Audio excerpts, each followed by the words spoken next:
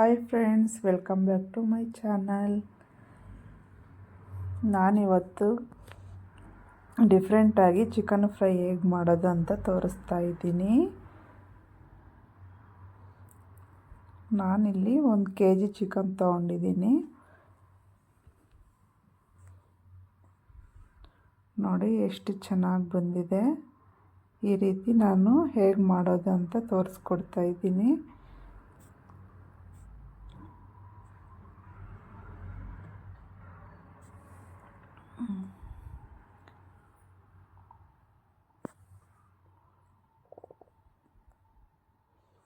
ನೋಡಿ ಫ್ರೆಂಡ್ಸ್, ನಾನಿಲ್ಲಿ ಒಂದು ನಾನ್ ಸ್ಟಿಕ್ ತವ ಇಟ್ಕೊಂಡು ಅದಕ್ಕೆ ನಾನು ಸ್ವಲ್ಪ ಎಣ್ಣೆ ಮತ್ತು ಸಾಸಿವೆ ಮತ್ತು ಒಂದು 5ರಿಂದ 6 ಹಸಿಮೆಣಸಿನ್ಕಾಯಿ, ಸ್ವಲ್ಪ ಕರಿಬೇವನ್ನು ಹಾಕಿ ಸ್ವಲ್ಪ ಫ್ರೈ ಮಾಡ್ಕೊತಾ ಇದ್ದೀನಿ.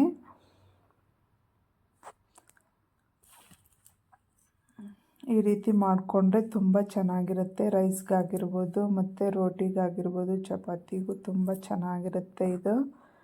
ನೋಡಿ, ಇದು ಫ್ರೈ ಆದಮೇಲೆ ನಾನು 2 ಈರುಳ್ಳಿನ ಈ ಥರ ಉದ್ದುದ್ದಕ್ಕೆ ಕಟ್ ಮಾಡಿಟ್ಕೊಂಡಿದ್ದೆ, ಅದನ್ನು ಇವಾಗ ಹಾಕ್ಕೊತಾ ಇದ್ದೀನಿ.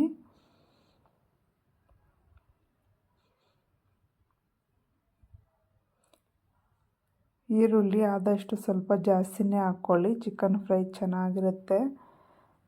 ಈರುಳ್ಳಿ ಹಾಕಿದ್ಮೇಲೆ ಇವಾಗ ಸ್ವಲ್ಪ ಪುಡಿ ಉಪ್ಪನ್ನು ಹಾಕಿ ನೀಟಾಗಿ ಫ್ರೈ ಮಾಡ್ಕೋಬೇಕು.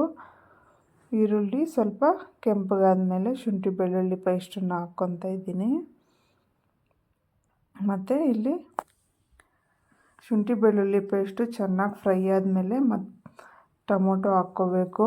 ನಾನಿಲ್ಲಿ 1 ಟೊಮೊಟೊನ ಹಾಕ್ಕೊಂಡಿದ್ದೀನಿ, ಒಂದು ದೊಡ್ಡ ಸೈಜಷ್ಟು. ನೀವು ಚಿಕ್ಕವಾದರೆ 2 ಹಾಕ್ಕೊಳ್ಳಿ. ನೋಡಿ, ಟೊಮೊಟೊ ಸ್ವಲ್ಪ ಸಾಫ್ಟಾಗಿ ಬೇಯಬೇಕು. ಸ್ವಲ್ಪ ಅರಿಶಿನ ಹಾಕ್ಕೋಬೇಕು. ಇವಾಗ ಸ್ವಲ್ಪ ಅರಿಶಿನ ಹಾಕಿ ನೀಟಾಗಿ ಮಿಕ್ಸ್ ಮಾಡಿಕೊಂಡು ನಾನಿಲ್ಲಿ ಪುದೀನ ಕೊತ್ತಂಬರಿನ ಹಾಕ್ಕೊತಾ ಇದ್ದೀನಿ. ಪುದೀನ ಕೊತ್ತಂಬರಿನೂ ಅಷ್ಟೇ ಸ್ವಲ್ಪ ಜಾಸ್ತಿನೇ ಹಾಕ್ಕೋಬೇಕು ಚಿಕನ್ ಫ್ರೈಗೆ.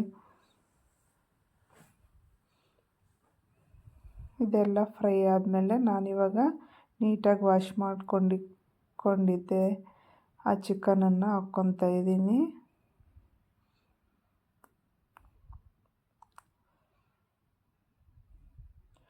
ನೋಡಿ, ಚಿಕನ್ನ ಆದಷ್ಟು ನಾವು ವಾಶ್ ಮಾಡುವಾಗ ಸ್ವಲ್ಪ ಉಪ್ಪು ಮತ್ತು ಅರಿಶಿನ ಹಾಕ್ಕೊಂಡು ನೀಟಾಗಿ ವಾಶ್ ಮಾಡ್ಕೋಬೇಕು. ಇಲ್ಲಾಂದರೆ ಅದು ಸ್ಮೆಲ್ ಬರುತ್ತೆ. ಹಂಗಾಗಿ ನಾವು ತೊಳೆಯೋವಾಗೇ ನೀಟಾಗಿ ಉಪ್ಪು ಸ್ವಲ್ಪ ಅರಿಶಿನ ಹಾಕ್ಕೊಂಡು ನೀಟಾಗಿ ವಾಶ್ ಮಾಡಿ ಎತ್ತಿಕ್ಕೋಬೇಕು.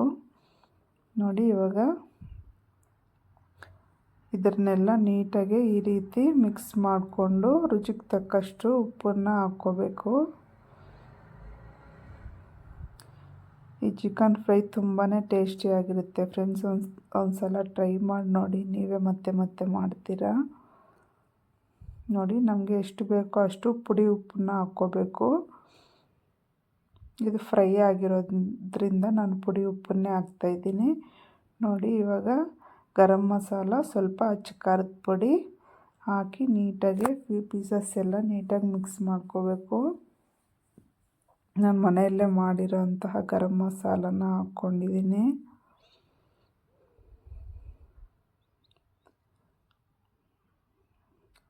ನಮಗೆ ಈ ರೀತಿ ಮಾಡಿದ್ರೆ ಗ್ರೇವಿನೂ ಸಹ ಆಗುತ್ತೆ.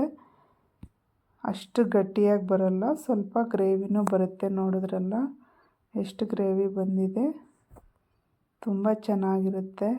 ಇದೆಲ್ಲ ಸ್ವಲ್ಪ ಫ್ರೈ ಆದಮೇಲೆ ನಾನು ಲಾಸ್ಟಲ್ಲಿ ಧನಿಯಾ ಪೌಡರ್ನ ಎಷ್ಟು ಬೇಕೋ ಅಷ್ಟು ಹಾಕ್ಕೊತಾ ಇದ್ದೀನಿ. ನಮಗೆ ಚಿಕನ್ ಅಳತೆ ನೋಡಿಕೊಂಡು ಎಷ್ಟು ಬೇಕೋ ಅಷ್ಟು ಹಾಕ್ಕೋಬೇಕು ಧನಿಯಾ ಪೌಡರ್. ನಾನಿಲ್ಲಿ 1 kg ಚಿಕನ್ಗೆ 2 ಸ್ಪೂನಷ್ಟು ಧನಿಯಾ ಪೌಡರ್ನ ಹಾಕ್ಕೊಂಡಿದ್ದೀನಿ.